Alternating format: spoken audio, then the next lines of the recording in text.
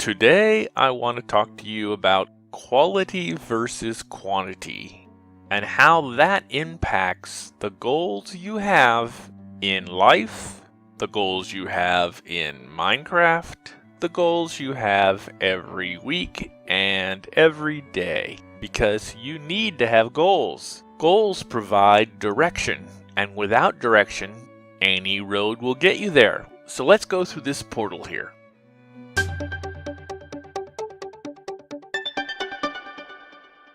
We are through. Let's take a walk.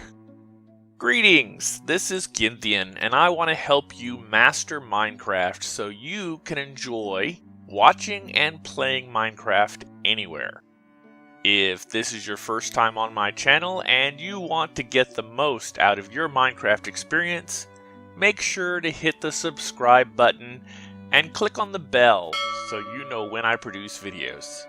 99% of people today are assuming that somehow they will get better. Most of them don't have goals. You don't plan to fail, you fail to plan.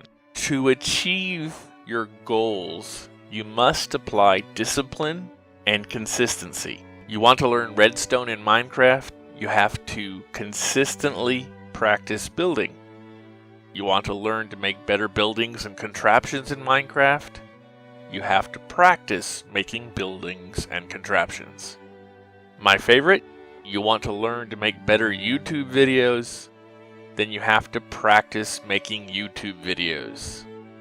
Ow! Not planned. Why would a pigman be attacking me? Well, anyway, that's over. Where was I? So this leads to the question, which is better? Making lots of redstone contraptions? Or buildings? Or videos? Or do you concentrate on just making one that is really good? If you are just a little bit of a perfectionist, you'll probably lean towards making the best thing possible. If you're like me and kind of a lot of a perfectionist, you will definitely work and spend all your time trying to make it perfect. Let me give you another way to look at it. This is a story I heard on YouTube that was told by a guy named Jeff Barch, and it really impressed me. And he was retelling the story he got from a book. This book talks about a ceramic professor that decided to do things a little differently.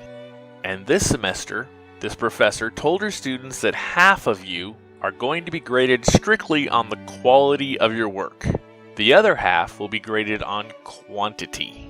She went on to explain further, saying that if you're part of the half of the class being graded on the quantity, for these students, we're going to put all of their ceramic pots on a scale at the end of the semester, and in order to get an A, you need to have done something like 50 pounds of pottery.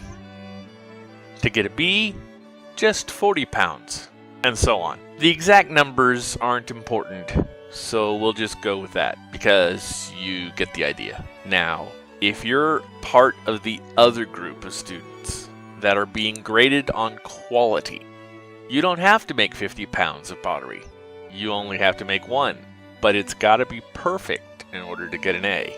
So time moves on, and at the end of the semester, the professor starts going through her grading process. As the professor was looking at these pieces of ceramic, which is a form of clay pottery, the ones that were the most excellent, had the quality to them, they were coming from the group that was being graded on how much they made. They were all coming from the quantity people.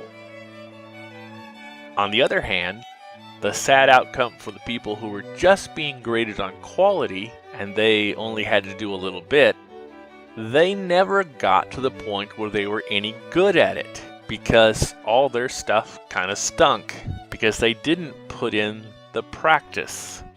They didn't actually do it enough to get any good at it. So when you find yourself thinking, oh man, he or she is so good at building redstone. You don't think about how many times have they built whatever device it is they're building.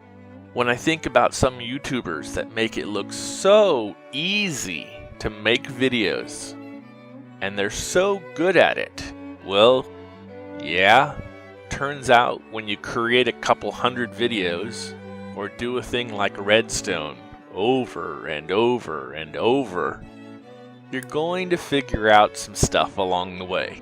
So when I say it's quantity until you get quality, what does that mean? No one wants to produce total garbage.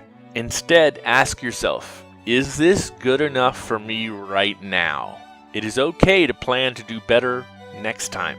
Every time you do whatever it is, you do it a little better. And with practice, you will get better. If you don't practice, you won't get better.